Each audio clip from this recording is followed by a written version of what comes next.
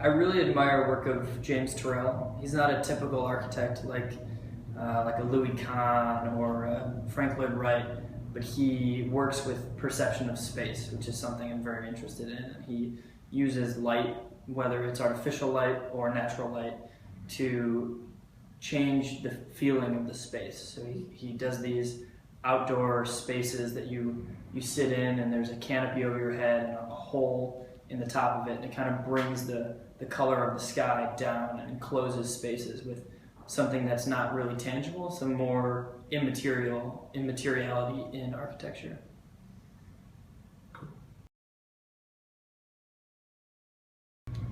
My dream project, I've always thought that one of the best projects to work on would be a school.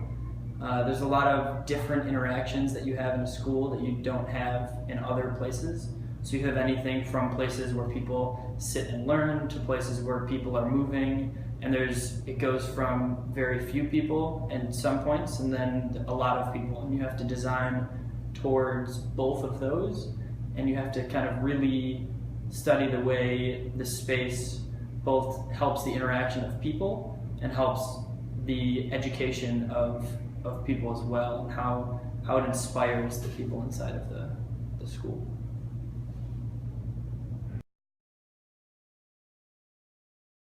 I don't have anything in specific that I want to travel to now, any place I want to travel to now, but I really just like seeing new places. I like seeing the ways cities work, different cities work, and one really good way to understand the city you live in is to see other cities and see the way people do it differently. I think it's an interesting thing to explore and go see new places to kind of really understand where you are and the place you live in.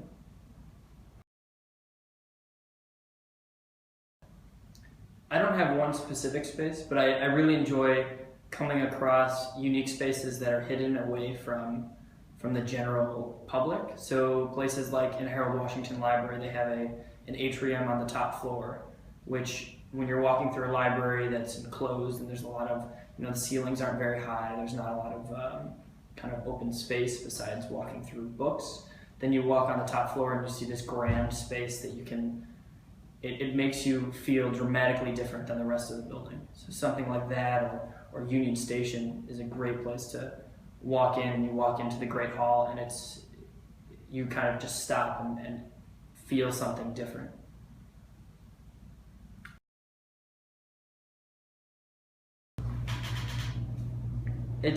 I've known I've wanted to be an architect for a long time.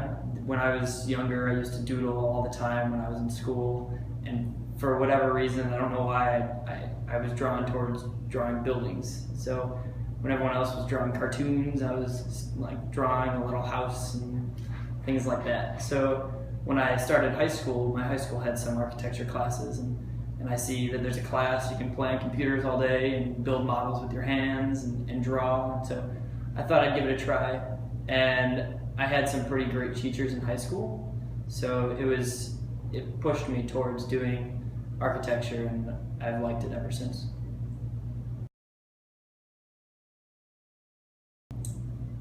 I've always loved monkeys. There's nothing that, no animal that kind of draws my attention more than monkeys. When I go to the zoo, that's where I go first. It's always fun to watch them. They always seem like they're having fun. They enjoy, swinging around. They're in a zoo, but they still always, they're having fun with each other, playing around, kind of always pretty energetic. It's fun to watch them.